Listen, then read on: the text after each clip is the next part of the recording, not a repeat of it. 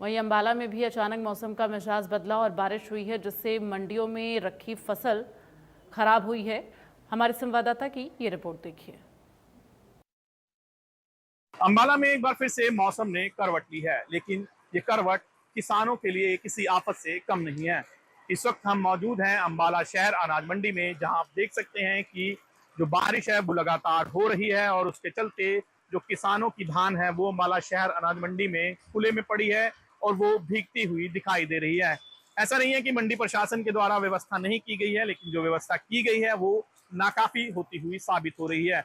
जो धान की बोरियां हैं वो खुले में पड़ी हैं, उनके ऊपर लगातार बारिश हो रही है। अभी 2 से 3 दिन पहले भी अंबाला में बारिश हुई थी, जिसके चलते अंबाला शहर अनाज मंडी के अंदर रखी हुई धान की बोरियां जो है वो भीग गई थी और किसानों को काफी नुकसान हुआ था। किसानों को दोबारा से मेहनत है वो करनी पड़ रही थी। तो अब भी आप देख सकते हैं कि लगातार बारिश हो रही है और जो धान की बोरियां हैं वो खुले में पड़ी हैं और लगातार भीग रही हैं।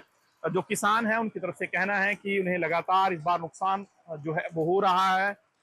जो पैदावार है वो भी काफी कम हुई थी और जो फसल कटकर मंडी में पहुंची है उसको लेकर भी कोई ध्यान प्रशासन के द्वारा नहीं दिया जा रहा है, जिसके चलते जो धान की बोरियां हैं वो अंबाला शहर अनाज मंडी के अंदर भीग रही हैं। तो किसान चाहते हैं कि सरकार उनकी तरफ ध्यान दे और जो उनकी फसल है वो बिक जाए, तो उनकी चिंताएं जो है कम हो जाएंगी और जो उनका नुकसान हुआ है वो भी उन्हें उसका मुआवजा भी दिया जाए। तो अब देखना होगा कि जो व्यवस्था है मंडी प्रशासन के द्वारा वो क्या कुछ की जाती है और सरकार के द्वारा किसानों के लिए क्या कुछ कदम उठाया जाता है। अमन कपूर, इंडियन न्यूज हरियाणा, अंबाला। और चलिए नई खबरों के साथ इस बुलेटिन में फिलहाल के लिए बस इतना।